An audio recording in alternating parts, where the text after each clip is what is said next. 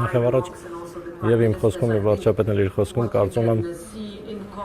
տեսակ ընդհանրությունն այն է, որ շատ ուժեղ հանձնառություն կա խորացնելու կապերը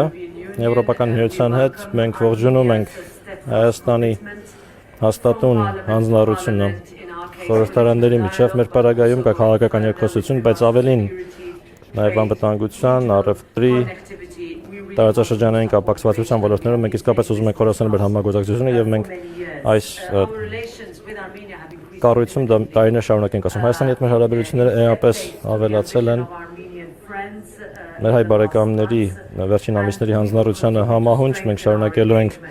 խորացնել մեր հարաբերությունները հա թե ինչու ենք ուզում վարչապետին հրավիրել այսօր այստեղ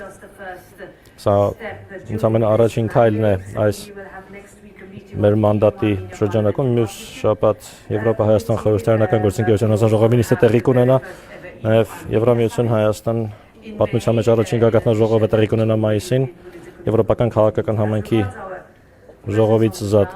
ինչ վերաբերում է տեղում մեր ներկայությանը այս որոշումները մենք կայացնում ենք Եվրոպական խորհրդարանի բյուրոյում մի քանի ամիս առաջ մենք նորոշում կայացրեցինք Մոլդովայում գրասենյակ բացել նախ անցյալ նոյեմբերին, որը պետք է ամբողջ արևելյան գործընկերության տարածաշրջանով զբաղվի, այդ թվում նաև Հայաստանն ընդգրկի։ Մենք այս առումով հաստատում ենք մեր լիարժեք հանձնառությունը արևելյան գործընկերության մեր բոլոր բարեկամներին։